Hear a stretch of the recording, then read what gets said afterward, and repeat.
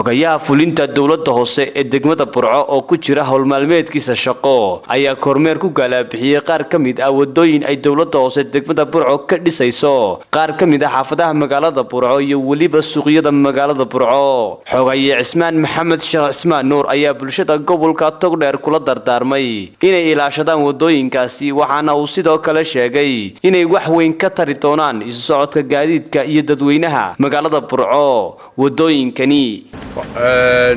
maanta ay taariikhdu tahay 7 bishii saddexaad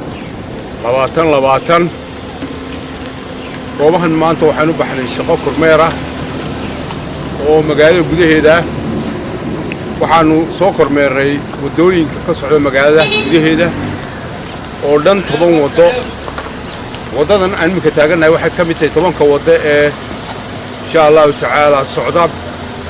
يعني دورنا بيشان آخر كذا إن شاء الله تعالى إن لما يستلمانون حركة قوة الشرق وضدي بعدي هرول لون شلا قصبك قياسا أنا مكدي السنة مكاي وضدنا كنت هاي وتضوب بقولي كنت المتر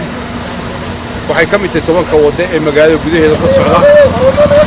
وحن دورنا إن شاء الله تعالى تذكر يبرعلو شيء ندوينا يجوا لكن هم دوين كأنو كعنتو كهينو dadku lixjecladooda yeeshaan oo nala ilaaliya waxaanay dadku nala ilaalin wixii aan dhisno oo waxba kama jiraan been noqonaysa waxyaabaha wadooyinka waxyeelaya ee dhibaatada wadooyinka u geynay waxa kamid ah biyaha lagu shubayo xalka lagu shubayo qashinka lagu shubayo iyo wixii la mid ah waxa soo dhan waxba yeelaya wadooyinka dadweynaha waxaan ku codsanaynaa inay ka daayaan wadooyinka aanu dhisnaa faraha badan leh in laga ilaaliyo waxyaabaha waxyeelaya wadooyinka waxaanu ku dhisno ee faraha badan ee markaan sheeganay waa muwaadiniinta reer Burco cashuurta ka qaado muwaadin cashuurta laga qaado xaq waxaad u leedahay inaad nagala xisaabtato maxaana loogu qabtay cashuurteeda anaguna xaq muwaadiniinta waxaan ugu leenahay inay si hagarlaala cashuurta u bixiyaan sababtu tahay tadawurka iyo horumarka magaalada Burco oo ah magaalada madaxdii labaad ee Jamhuuriyadda Soomaaliland waxa weeye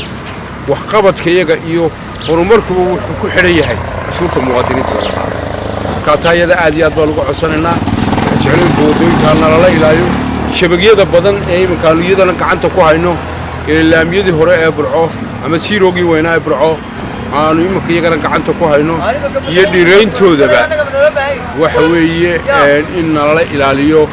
oo dadku ay ka ilaaliyaan ayaan Cabdullaahi Jaamac warbaahinta caalamiga SBC magaalada Burco.